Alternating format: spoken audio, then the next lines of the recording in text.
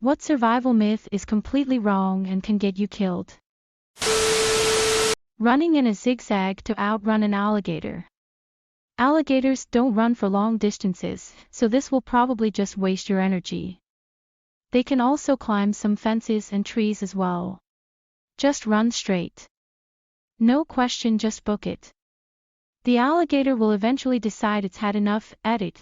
Okay, I'm getting too many people pointing out that gators are faster. It doesn't matter if they can catch you. Believe me, I checked, wild alligators rarely chase humans on dry land. In some situations they might, but usually they don't bother. Who cares how fast they can run if they aren't even going to run you? So stop. Drinking water from a cactus. If absolutely needed for survival, you could get some water out of a fishhook barrel cactus, but only in limited amounts. Most cactuses have various acids and other fun things in the water that will make you shit yourself to death. Dehydration in the desert isn't a laughing matter, and you don't want to lose the precious bit of water left in your body to the desert ground. The desert is hot and little clothing is best. Cover up during both the day and the night. The sun will burn you and dehydrate you very quickly. During the night it's really common for people to die of hypothermia because the temperature drops so fast. And honestly, living here, during the winter it gets to the low 20s pretty often.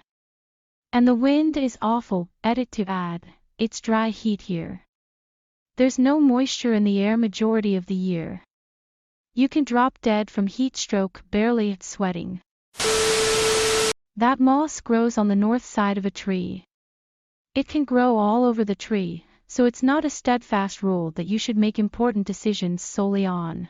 I grew up in the rainy PNW, and when I heard this as a little kid, I looked at all the moss on every side of the trees and thought that I must just live in the most north place. LOL. Edit. I swear if I read another comment about how it would actually be the most south place, I might lose my dang mind more than it's already been lost.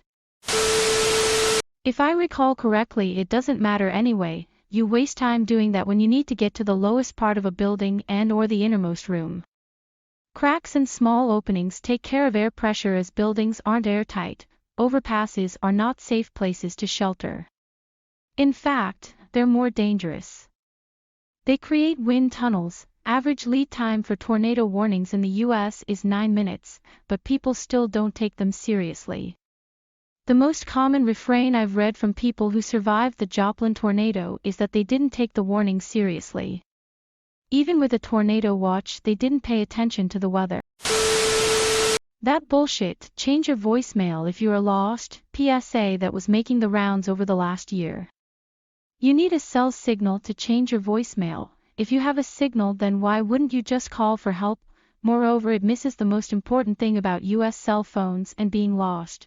911 will work on any cell tower regardless if it's in-network or even if you have an active phone plan or not. So in an emergency, always try dialing 911 regardless of your phone appears to have signal or not. Edit.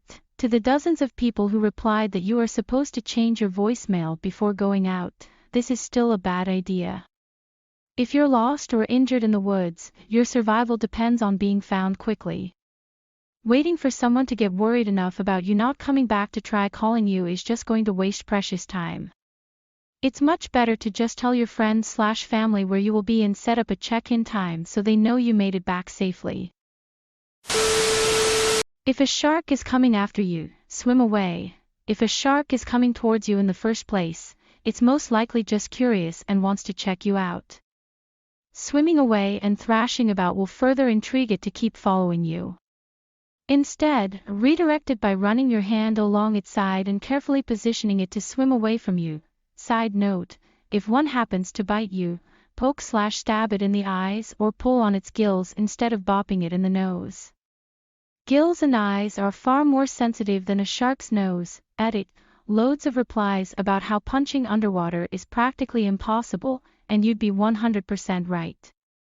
Fixed. Or carry a modern filter like a LifeStraw or Sawyer if you think there's even a remote chance you're going to be stranded with no potable water. I'll also add that drinking dirty water is always a better option than going without water. If you are dehydrated but don't have a way to sanitize your water, drink the water anyway. There's a chance it will make you sick or maybe even kill you in very rare cases, but dehydration will always kill you.